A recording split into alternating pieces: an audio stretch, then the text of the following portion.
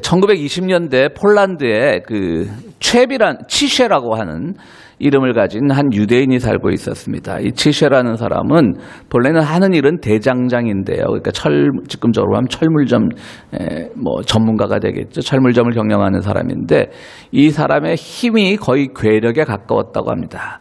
지금도 스포츠 채널인 ESPN 같은 데 보면 우리가 잘 아는 야구나 축구나 농구 이런 거 말고 가끔 프라임 타임이 아닌 시간에 이상한 경기들을 중계하는 경우가 종종 있습니다. 뭐냐면 덩치가 이런 사람들이 나와갖고 통나무 들고 뛰기 그런 거 몇 번씩 보신 적이 있으시죠? 그리고 통나무 하나름 되는 통나무를 전기톱이 아닌 일반 톱으로 누가 빨리 자르나 아니면 이만한 바위 누가 멀리 던지나 지금도 그 중세나 원시 시대에 있을 법한 그런 스포츠 경기들이 아주 가끔 ESPN 같은 스포츠 채널에 중계가 되는데요. 이 치셰라고 하는 사람도 바로 그런 종류의 사람이었던 것 같습니다. 그런데 이 사람이 이제 대장쟁이 일을 하다 동네에서만 힘자랑하다가 어떤 서커스 흥행사의 눈에 띄었습니다. 요즘 말로 하면 이제 스포츠 에이전트 좀 되겠죠. 유명한 선수 있으면 이제 계약을 대행해주고 그 수수료를 떼어가는 그 스포츠 에이전트 같은 그런 흥행사가 이제 이 사람에게 접근을 해서 이 사람을 일약 유럽의 유명 스타로 만들어버렸습니다. 1920년대입니다. 근데 이 사람이 또 하필이면 유대인이에요. 유대인은 우리가 흔히 말하면 머리 좋은 걸로 또 그렇게만 알고 있는데 힘센 사람도 있었던 모양입니다. 그런데 그 1920년대 유럽이라고 하면 바로 반유대 정서가 꾸물꾸물 이제 싹을 튀기 시작할 때입니다. 그러니까 유대인들은 불안한 거죠. 아직 공식적인 박해나 이런 것들은 일어나지 않지만 전체적인 분위기가 반유대 분위기입니다. 그러니까 사람들이 유대인들이 치셰에게 완전히 열광하기 시작했습니다. 치셰가 나오는 모든 게임이나 그런 데 가가지고 그가 승리하는 걸 보고 박수치고 유대인들이 자기들이 당하는 그런 민족적 고난을 이 치셰로부터 많이 위로를 받았습니다. 이해는 분명히 되죠. 근데 치셰라는 사람이 아마 많이 지식이 뛰어난 사람은 아니었던 것 같습니다. 그럼 유대인들이 이렇게 모이면 그 유대인들에게 우리가 좀 더 힘을 키워서 예를 들어 정치력을 키워서 아니면 경제력, 그 당시 경제력은 컸죠. 유대인들이 정치력을 키우자 아니면 사회적 연대를 더 강화하자 우리 유대인들이 아니면 우리가 그동안 많이 욕을 먹었으니까 좀 이 주류 사회와 함께하는 그런 프로그램을 만들자 이런 식으로 자기의 인기에 편승해서 그런 연설을 하고 다녔으면 좋았을 텐데 이 사람은 그때만 해도 현대식 무기가 많이 개발되기 전이라 그런지 몰라도 진짜 힘, 물리적인 힘 주먹 쓰고 바위 멀리 던져 이 힘을 유대인들이 키워야 된다. 그렇게 강조를 하는 겁니다. 그래서 그 스포츠 에이전트와 관계도 끊고 이제는 명연사로 나섰는데 명연사로 나서서 하는 일이 많은 유대인들을 모아놓고 힘 자랑하는 거예요. 우리는 힘을 키워야 됩니다. 실제로 미국에서도 유명한 부흥사 중에 제리 파렐이라는 사람이요. 미국의 프로레슬러 불러가지고 한 번 경기를 힘싸움을 한 적이 있습니다. 설교단에서. 웃기는 얘기죠. 자기가 이겼어요. 근데 여러분들 미국 프로레슬링 잘 아시잖아요. 전부 계획에 의한, 각본에 의한 우리가 흔히 말하는 쇼라고 하잖아요. 아마 이 치셰라고 하는 사람한테 제리 파렐도 배운 것 같아요. 어쨌든 치셰라는 사람은 정말 이 물리적 힘만을 강조했어요. 다른 문화적 힘, 정치적 역량, 사회적 연대 이런 것들 하나도 얘기하지 않고요. 그래서 또 한 번은 이제 강연을 하는데 많은 유대인들이 모였습니다. 그래서 또 힘 자랑을 하느라고 강목 위에 못을 하나 놓고 큰 대못을 놓고 맨 손바닥으로 그걸 박아 넣었습니다. 대단하죠? 조금 피가 났어요. 그 다음날 파상풍으로 죽었습니다. 참 남의 죽음을 놓고 우리가 좀 우스갯소리스럽게 하는 건 그런데 공교롭게도 바로 치세가 죽은 다음 날 더 큰 악인 히틀러가 나치당의 당수가 되었다고 합니다. 참 힘이란 게 그렇습니다.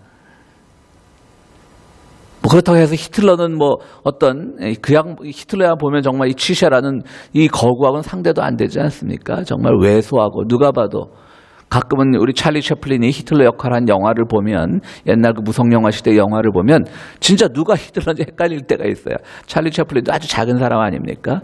찰리 채플린이 코스튬 달고 나오면 정말 이 사람이 히틀러인지. 그러니까 지금의 2차 대전을 소재로 한 영화들 보면 히틀러 역할은 참 구하기 좋아요. 왜소하고 키 작고 그냥 코스에 하나 붙이면 대부분 유러피안들은 히틀러처럼 보여요. 어쨌든 히틀러는 정말 그런 힘은 하나도 없는 사람이었지만 가장 나쁜 힘을 소유하고 온 많은 유대인들을 학살했고 유대인들만이니까 전쟁을 통해서 수백만이 목숨을 잃는 그 주범이 되었습니다. 치셰가 썼던 그 무지했지만 순수했던 힘도 작은 못 하나에 죽어버렸습니다. 그리고 히틀러 역시 우리가 잘 알다시피 스스로 목숨을 끊는 비극으로 자기의 생을 마감했습니다. 그렇습니다. 우리가 힘자랑, 권력자랑, 물질자랑, 배경자랑 이런 것 같이 헛된 게 어디 있습니까? 그러나 많은 사람들이 특히 권력을 쥐게 되면 그 권력을 자랑하지 못해서 쓰지 못해서 안절부절하는 사람들을 봅니다. 물질을 가진 사람들은 또 그 물질을 좀 더 선한 방향으로 쓸 수 있을 텐데 그거를 자랑하지 못해서 안절부절 못하는 사람들이 있습니다. 정말 우리는 이것을 어떻게 해결해야 될까? 힘이란 건 참 필요 없는 건데 덧없는 건데 오늘 고린도 교회에 보낸 두 번째 편지에서 사도 바울은 이렇게 얘기합니다. 바로 그 힘이라고 하는 것, 권력이라고 하는 것, 물질적 풍요라고 하는 것, 자기의 건강이라고 하는 것 이런 것들이 다 없어지는 순간 그때가 바로 은혜 받을 만한 때요. 그때가 바로 구원의 때라고 얘기를 합니다. 고린도 교회는 늘 말씀드렸지만 우리 고린도 전후서를 본문으로 하는 설교를 할 때 자주 말씀드렸지만 굉장히 부유한 지역이었고요. 부유한 지역이었기 때문에 또 사람들이 굉장히 향락에 빠져든 일이 많았고 그냥 그러면 또 그냥 대충 돈 많고 대충 노는 사람인가 보다 그렇지만 그것도 아니었어요. 굉장히 문화적으로 발전한 지역이었고 철학적으로 발전한 지역이었고 다 갖춘 지역이었습니다. 어떻게 보면 19세기 후반에 파리든지 아니면 20세기 초반에 뉴욕 같은 그런 다 가진 도시가 바로 그 1세기, 2세기역의 고린도였습니다. 그런데 고린도 교회 그 분파 잘 아시잖아요. 맨날 교회가 분파 싸움하고 그리고 누가 더 힘이 세냐. 우리 바울파가 힘이 세다. 아볼로파가 힘이 세다. 이런 자랑하니까 그런 자랑 다 덧없을 거다. 덧없는 거다. 가장 모든 자랑거리가 없어지는 순간 그때가 은혜 받을 만한 때요. 구원의 때라고 얘기합니다. 왜 우리가 구원의 확신, 한 번 믿음으로써 구원을 받았다라고 확신하는데 왜 교회 가면 맨날 죄를 회개하라 그러고 구원을 다시 한번 확인하는 그런 설교들이 많냐고 또 말씀하시는 분들이 계셔요. 사실 맞는 말이죠. 우리 다 단 한 번의 믿음으로 구원받았다라고 하는 것이 기독교의 가장 기본적인 교리인데 교회가 맨날 회개 구원. 그거 더 다른 기회에 설교를 하기로 하고요. 오늘은 또 다른 신학적인 의미를 가진 설교니까 오늘은 그냥 이건 쉬운 얘기예요. 우리는 다 구원받은 존재이면 틀림없어요. 그런데 늘 그 구원을 가리는 것들이 있어요. 자꾸 내가 정말 구원받았나라고 하는 그 고민을 하게끔 하는 게 있으니까 다시금을 확인하는 거죠. 그런데 대부분의 교회들이 그거를 확인을 못해요. 그 은혜와 구원을 어떻게 하죠? 오히려 물리적인 힘이나 물질적인 힘이나 권력이나 이런 것들이 은혜와 구원으로 포장이 되는 교회가 한국 교회고 미국 교회인 거예요. 그것이 떨어졌을 때 은혜 받을 만한 때고 그것이 없어졌을 때가 구원의 때인데 그것이 뒤섞여 버렸어요. 그래서 뭔가 은혜 받았다라고 구원받았다라고 하는 것은 바로 세상에서 말하는 그 힘, 하나님 앞에서는 없어져야 될 그 힘에 오히려 의지를 해서 구원이요, 은혜요라는 말을 또는 축복이라는 말을 남용하는 것이 오늘 우리의 현실인 것이 틀림없습니다. 저는 우리나라 역사를 보면 다른 나라 역사 또 마찬가지겠지만 우리나라 역사를 보면 참 하나님이 우리나라는 축복하신 것 같아요. 물론 일제시대에 36년 고통을 겪었지만 요 쿠르드족 얘기도 요새 많이 나오죠. 신문에 쿠르드족이나 이런 나라 평생을 정말 2000년 이상을 민족은 아주 거대한 민족인데 나라 없이 저렇게 이쪽에 저쪽에 이쪽에서 채이고 저쪽에서 채이고 또 아르메니안이라는 나라는 우리가 뭐 서구 기독교 기준으로 하면, 그러니까 여기서 서구 기독교라고 하면 유럽식 기독교를 말합니다. 우리가 가톨릭과 개신교를 포함한 유럽식 기독교 기준으로 하면 305년에 4세기 초에 우리가 니케아 종교회에서 기독교를 콘스탄틴 황제가 공인하면서 거기서 이제 교리가 확정되기 시작한 것으로 기독교가 공인됐다고 보지만요. 실제로 아르메니안이라고 하는 나라, 터키 옆에 있는 아르메니아라는 나라는 오늘날 구분을 하면 동방 기독교인데, 동방 기독교는 250년경에 이미 기독교를 공인했습니다. 그러니까 역사가, 서구의 역사가 이 유럽 중심으로 쓰이다 보니까 그런 나라가 뒤처지는 거죠. 역사에 사라지는 거죠. 그렇지만 따지고 보면 그들 아르메니안들, 뭐 주변의 아르메니안들 보세요. 우리가 세계 기독교 제일 먼저 받아들였다고 자랑하는 분들 많아요. 근데 그 아르메니아는 어떻습니까? 정말 터키한테 수백만이 학살을 당했죠. 겨우겨우 독립을 근세에 와서 했죠. 그런 거 보면 우리나라는 일제 36년, 물론 그 시대를 겪은 분들에게는 송구스러운 말씀이지만 하나님이 적당하게만 응징하시고 적당하게만 고통 주시고 그런 것 같아요. 물론 또 6.25의 참상이 있었지만요. 그래서 저는 제가 이런 말 들으면 당신은 전쟁도 안 겪어봤고 너무 편한 소리 한다고 라고 말씀하시는 분들 계실지 모르겠는데, 저는 그래서 하나님이 우리나라는 참 사랑하시는 게 아닌가. 독재자들도 그렇게 오래 못 갔어요. 박정희도 한 18년 하다가 쫓겨났어요. 이승만 대통령보다 훨씬 조금 했고요. 전두환 더 조금 했고요. 권력을 마음껏 쓰는 자들이 가장 오래 버티기가 힘든 곳이 한국인 것 같아요. 그건 하나님의 특별한 축복이고요. 그 축복을 또 깨달은 우리 시민들의 힘이 있는 거고요. 바로 그 권력을 자랑하는 사람들이 설 자리가 없는 곳. 그것이 바로 은혜의 땅이고 구원의 땅입니다. 어떤 힘을 자랑하는 것, 어떤 물질을 자랑하는 것. 그것이 바로 은혜를 받을 만한 때인 겁니다. 사도 바울은 또 이어서 얘기합니다. 하나님의 일꾼답게 처신하십시오. 하나님의 일꾼답게. 이제는 하나님의 일꾼이라는 게 뭘까요?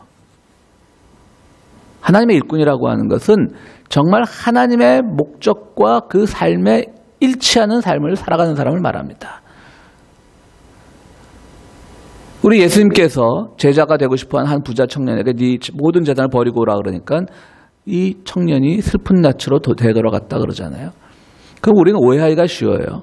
그럼 예수님은 그야말로 프롤레타리아 계급, 무산자 계급만을 좋아하시는 건가? 그럼 정말 예수를 따르려면 우리가 다 버려야 되는가? 그럼 우리는 뭐 대단한 부유한 그룹들은 아니지만 그래도 우리는 아직 가진 것이 있는데 그것을 가지고서는 예수를 따르지 못하는가? 우리가 그런 고민에 빠지게 되는데 바로 그게 아닌 거죠. 하나님의 일꾼답게 처신하라고 하는 것은 예수의 일꾼답게 처신하라는 말과 같은 말인데요. 예수의 일꾼답게 처신하는 것은 항상 하나님이 바라보시는 것, 예수가 바라보시는 것으로 같은 방향으로 바라보는 겁니다. 무산자 계급이 아닙니다. 무산자 계급이라 해서 뭐 우리가 흔히 말하잖아요. 뭐 모든 재산이 없다 그래도 그가 반드시 다 선한 것은 아니잖아요. 그러니까 하나님이 바라보시는 방향으로 바라본다라고 하는 것은 그 유형의 재산들 혹은 물질들 혹은 제가 가지고 있는 권력들에 대해서 그것이 하나님을 바라보는데, 예수를 바라보는데 걸림돌이 되어서는 안 된다라고 하는 거예요. 근데 많은 사람들이 걸림돌이 돼요. 하나님의 일꾼이 아닌 거예요. 사도 바울이 보기는. 고린도 교회 교인들 보니까 아닌 거예요. 그냥 살아도 대충 내가 이래봬도 아볼로파인데, 내가 베드로파인데, 내가 사도 바울이 우리 동네 왔을 때 내랑 식사 한번 같이 했는데, 이런 거 자랑하고, 내가 그리스 철학에 굉장히 능한데, 이런 거 자랑하고,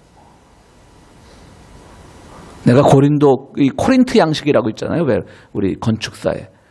고린도 양식에, 내 코린트 양식 건축 전문가인데, 이런 수많은 날고 있는 사람들이 고린도에 많았을 거 아니에요. 그건 하나님의 일꾼답게 처신하는 게 아니에요. 하나님의 일꾼답게 처신하는 사람은 옛 관성의 법칙, 그러니까 살아오던 대로 살아오는 것을 끊을 수 있는 사람인 거예요. 쟁기제를 하는 사람에게 그러잖아요. 뒤돌아보지 말라고 예수께서 비유로 말씀하셨잖아요. 뒤돌아본다는 건 뭐예요? 자기 관성의 법칙에 자꾸 내가 살아온 방식에 자꾸 익숙해진다는 말이에요. 그러지 말라고 주님은 얘기하십니다. 또 오늘 이렇게 사도 바울은 얘기합니다. 우리는 순결과 지식과 인내와 친절과 성령의 감화와 거짓 없는 사랑과 진리의 말씀과 하나님의 능력으로 이 일을 합니다. 우리는 오른손과 왼손에 의의 무기를 들고 영광을 받거나 수치를 당하거나 비난을 받거나 칭찬을 받거나 그렇게 합니다. 오른손과 왼손에 의의 무기를 들었다라고 하는데, 의의 무기라고 하는 건 뭐냐면 정의의 무기란 말이겠죠. 근데 그걸 들은 사람은 수치를 당해도 좋고 칭찬을 받아도 좋고 모욕을 당해도 좋고 또 아주 그냥 대단하다라고 사람들이 축켜 세워도 좋고 그런 사람이라는 거예요. 의의 무기라는 건 바로 그겁니다. 왜? 내가 그리스도 안에 바로 서 있으면 주변에 어떤 칭찬이나 혹은 모욕이 칭찬받았다고 좋은 것도 아니고 모욕받았다고 불편한 것도 아니고 그냥 그것이 주님 안에서 바로 서는 그런 결단이 바로 의의 무기를 손에 쥔 것이라고 말합니다. 오늘 우리 교동문에서 바리새파 사람은 이렇게 얘기합니다. 회당에 나와서 기도하다 주님 저는 11조를 바치고 일주일에 2번 금식을 하고 저는 저기 있는 저 세리 따위와는 같지 않습니다. 바리새파 행동이 틀렸을까요? 잘한 행동입니다. 종교적 경건을 위해서 금식을 하고 자기 공동체를 위해서 11조를 바치고 잘한 일입니다. 분명히. 우리가 자꾸 오해들을 하시는데 그 잘한 일이에요. 그거는 분명히 자꾸 우리가 뭐 교회 개혁한다고 이러는 분들이 자꾸 그 자체를 문제 삼는데 뭐 저는 잘 금식 못하지만 그래도 요새 하루에 한 끼만 먹으려고 애쓰고 있습니다. 살 좀 빠지지 않았습니까?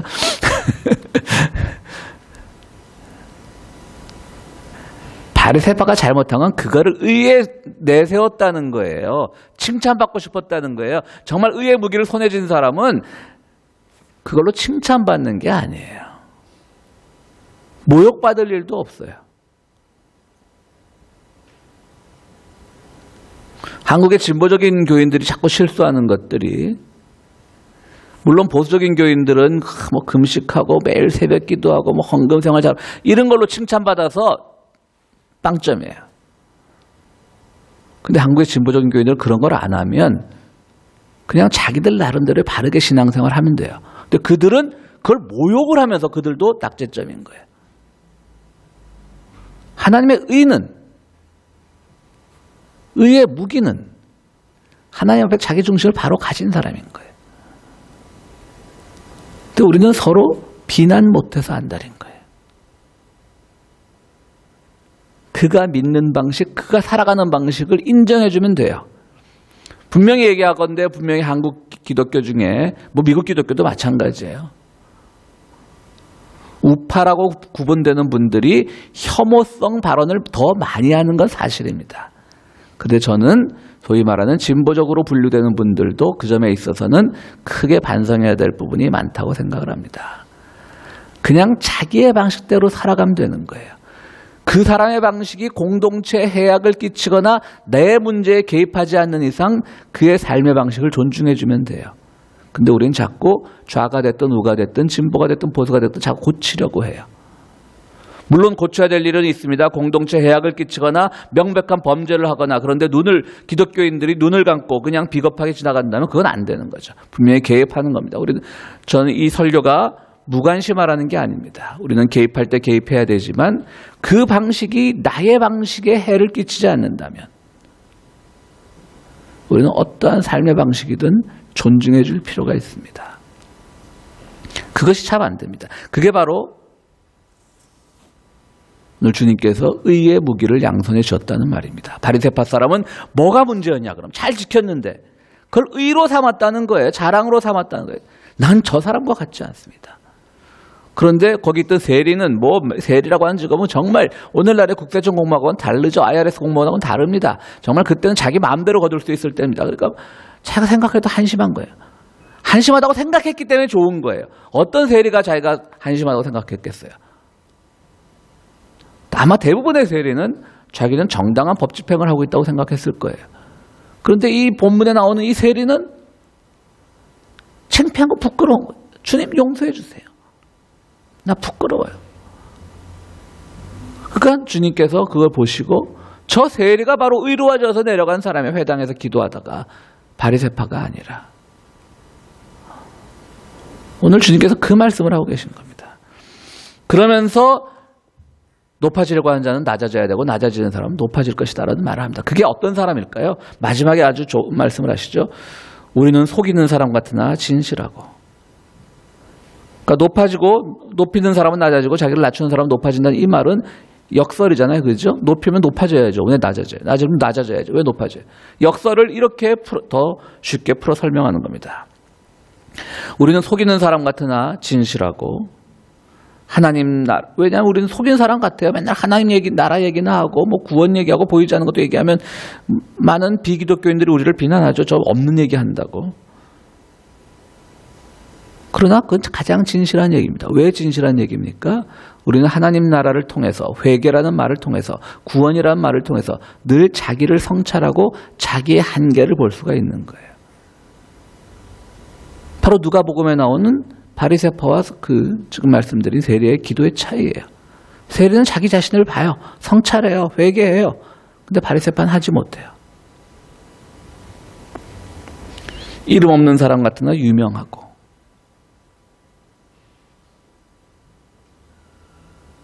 우리 사실 이름 없죠. 크리스찬이라고 하는 것이 우리의 유일한 이름인데요. 그 크리스찬이라는 이름도 사도행전에 보면 안디옥 교회에 맨 처음에 이제 사도 바울이 바나바와 같이 가서 목회를 할 때 안디옥 주민들이 저 사람들을 뭐라고 불러야 될까라고 해서 그때부터 크리스찬이라고 부른 거예요. 그러니까 익명의 다수를 말하는 거예요. 우리는 이름 없는 사람들이에요. 우리가 뭐 그렇게 유명하겠습니까? 그러나 사실은 가장 유명한 사람들입니다. 왜? 주님의 생명책에 기록되어 있으니까요.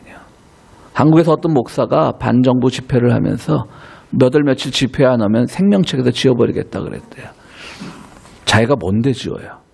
근데 거기 아주 재치 있는 댓글이 달렸더라고요. 너 내 이름 모르지?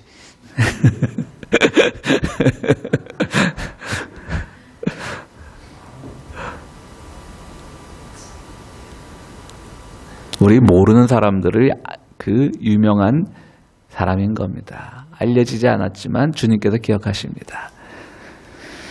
또 죽는 사람 같으나 보십시오. 살아있습니다. 우리는 늘 또 살게 됩니다. 그것이 부활의 진리입니다. 징벌을 받는 사람 같으나 죽임을 당할 때까지 이르지 아니하고, 요거는 뭐 정말 고초를 당하다가 우리 현대사, 근현대사에서 또 우리 미국에서도 억울하게 죽는 사람이 많긴 많죠. 우리는 어떤 민주화 과정에서 억울하게 죽임을 당한 사람도 많고, 미국에서는 아직도 그 지긋지긋한 인종차별 때문에 최근에는 자기 집에서 조카와 게임을 하고 있던 사람이 그 집 문이 좀 열려 있었다고 텍사스 어디서 경찰이 가서 그 어른을 아마 아동 무슨 납치범쯤으로 알았는지 총으로 쏴 죽이고, 바로 1년 전인가요? 기억들 하시죠? 또 어떤 그것도 텍사스일 겁니다. 참 우리 아들이 텍사스로 이사 갔는데 큰일입니다. 경찰이 퇴근길에 자기 아파트 층수를 틀린 거예요. 예를 들어 2층에 사는데 3층에 똑같은 방 위치로 갔는데 딴 사람이 앉아서 뭘 먹고 있는 거야. 흑인이. 또 경찰이니까 비번일 때도 아마 총을 들고 다니는 모양이죠. 쏴 죽였어요. 사도 바울은 그렇게까지 고초는 안 겪었던 모양입니다. 그래서 이 말씀, 징벌을 받는 사람 같으나 중김을 당할 때까지 이르지 아니하고, 요거는 오늘 현대사에서 너무나 이런 사람들이 많아서 우리는 기도해야 될 것입니다. 근심하는 사람 같으나 항상 기뻐하고, 이 말도 매우 중요한 말입니다. 우리는 근심해야 합니다. 어떤 근심? 내 개인사에 대한 근심이 아니라 내가 직접 도와주지는 못한다 할지라도, 내가 직접 어떤 문제에 뛰어들지 못한다 할지라도, 우리 사회 부조리나 말씀드렸던 인종차별이나 이런 것들 말이죠. 그래서 근심해야 합니다. 그것이 바로 우리에게 기쁨을 줍니다. 하나님의 사람으로, 하나님의 일꾼답게 살아가는 겁니다. 그게 근심하는 게 정상입니다.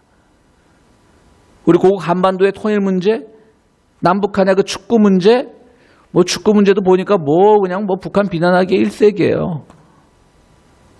보기에 따라서 북한을 고맙다 그럴 수도 있어요. 북한의 그 전체적인 응원 특성상 5만 명이 집단적으로 한번 자기네 편만 응원해 보세요. 기가 죽어서 못하고 올 거라고요. 지고 오면 더 욕할 거 아니에요. 북한에게도 졌다 어쩌고. 근심하는 게 기쁜 거예요, 여러분들. 자꾸 필요 없는 걸 근심하니까 주님께서 근심하지 말라, 두려워하지 말라 그런 거지. 필요한 근심인 거예요. 필요한 근심은 기쁨에 이르게 하는 거예요. 필요한 걱정은. 평화가 걱정돼야죠, 지금. 죄 없이 죽어가는 이 땅의 흑인들이 걱정이 돼야 되죠.